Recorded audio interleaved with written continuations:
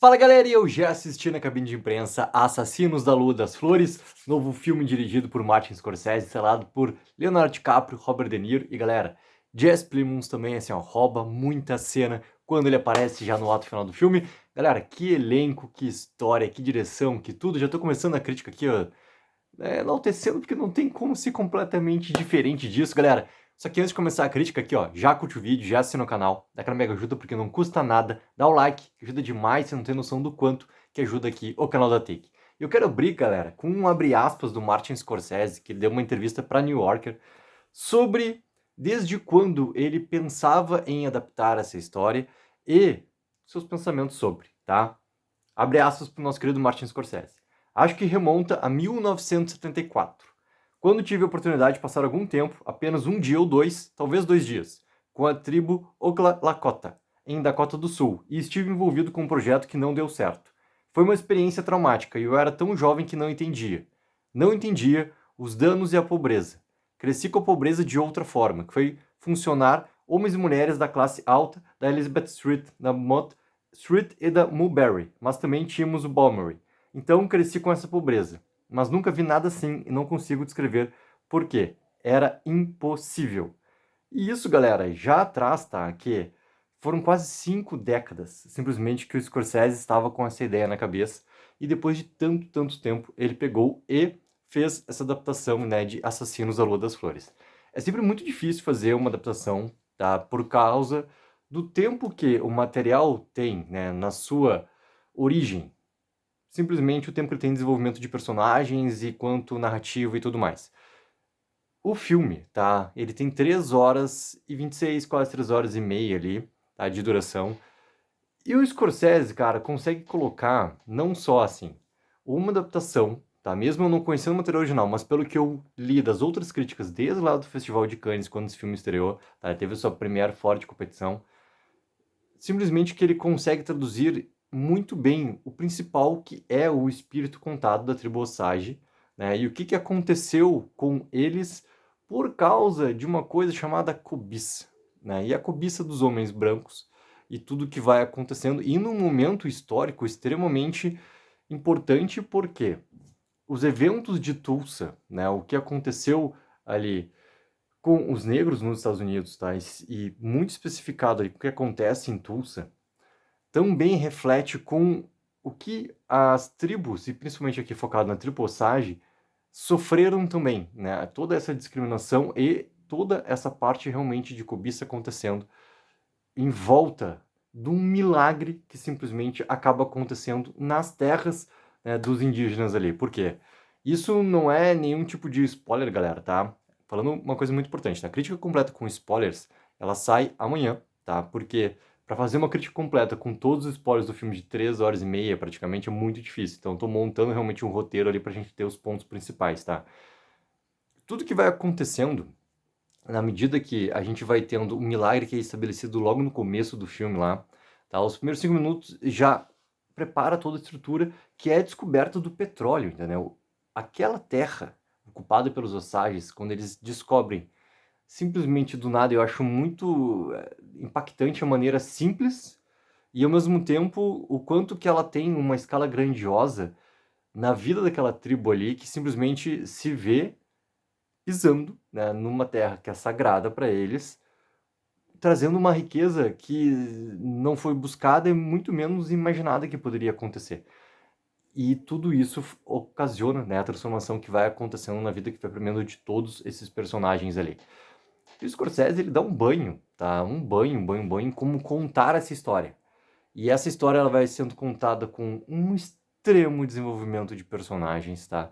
Tu tem muito claro assim o que que a primeira hora do filme quer falar, o que que a segunda hora do filme quer falar, o que que o ato final realmente quer representar. E aquele passar de anos que a gente vai acompanhando, né, desde o momento que o personagem do Leonardo DiCaprio chega lá, né, onde está colocado toda essa mudança, alteração em relação, né, descoberto o petróleo da tribo Osage, a gente vai vendo o quanto que isso vai se transformando e quanto isso vai se deturpando e quanto isso vai tendo essa cobiça, e quanto isso vai realmente trazendo, né, um grande pesar para esse povo que, querendo ou não, por mais que tenha, né, sido abençoado com essa riqueza, tem fortes consequências que vão acontecendo com eles ali. Tanto que essa questão do quem é o assassino, né? Por mais que a gente tenha essa parte de investigação muito importante e acontecendo durante o filme, e chega no momento final do filme muito mais forte, quando entra o personagem do Jesse Plemons também. Jesse Plemons, cara, é um ator, assim, que começa com papéis pequenos, pegando alguns papéis até secundários de comédia, e ele tá crescendo cada vez mais, assim, e ele tem um grande momento para mostrar o seu trabalho, e ele comanda muito o ato final do filme também. E até falando, assim, sobre interpretações, cara, já tá muito falado sobre Robert De Niro, né? Inclusive sobre premiações que virão no ano que vem. Obviamente que a galera remete sempre ao Oscar. E o Robert De Niro, ele é um personagem ali coadjuvante dentro da história, mas ele tem uma função muito de personagem principal de tudo que acontece ali. E é muito curioso como ele constrói o seu personagem de uma maneira onde tem uma ambiguidade muito forte sobre tudo que vai acontecendo e eu me senti muito enganado, tá, com o personagem dele. E isso é um fator que não sei se foi tanto o propósito do Scorsese de como mostrar o personagem, mas eu fui muito enganado porque é tão sublime quando vai tendo essas alterações no personagem dele, e o De Niro, ele dá um show por completo, daquele jeito que a gente conhece maravilhosamente bem, né?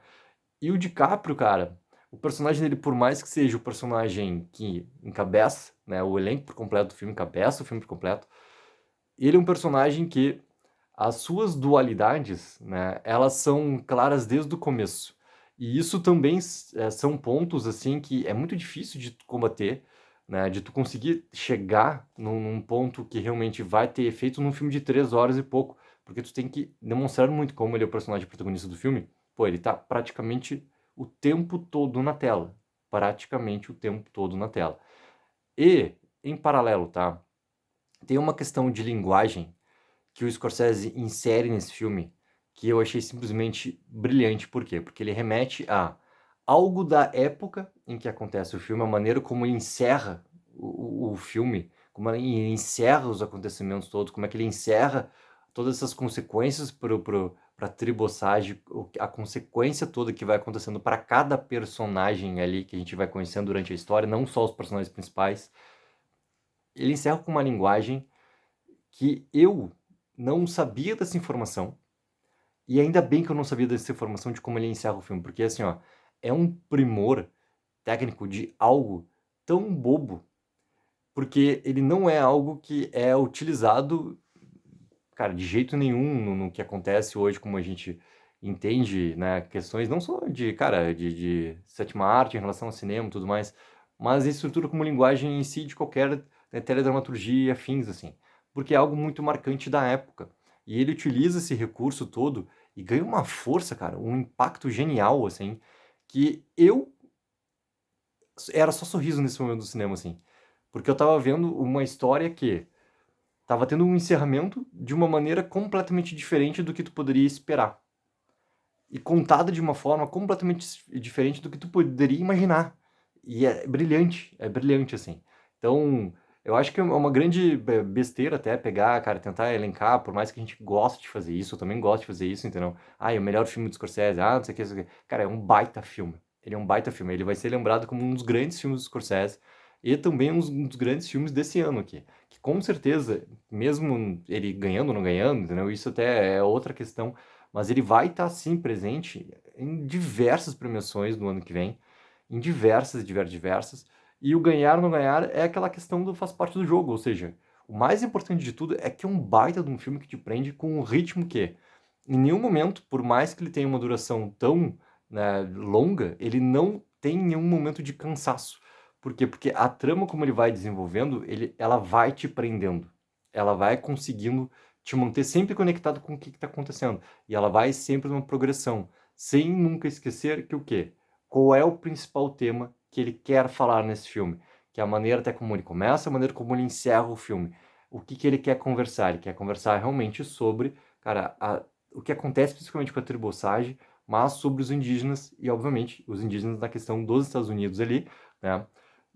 O que aconteceu dessas alterações todas a partir do momento que surge a questão do homem branco na vida, cara, desse povo por completo ali. Então, assim, ó, é um baita, mas um baita de um filme, galera. Obviamente vai ser a crítica completa com spoilers, que eu já falei, né, que vai ter algumas alterações no formato e tudo mais, mas coloca nos comentários o que acharam aqui de Assassinos da Lua das Flores. Se já assistiram o filme, ou se não assistiram ainda, a expectativa de vocês, se vão assistir e tudo mais. E não esqueçam sempre de dar aquela ajuda que é mega importante, de curtir o vídeo e assinar o canal.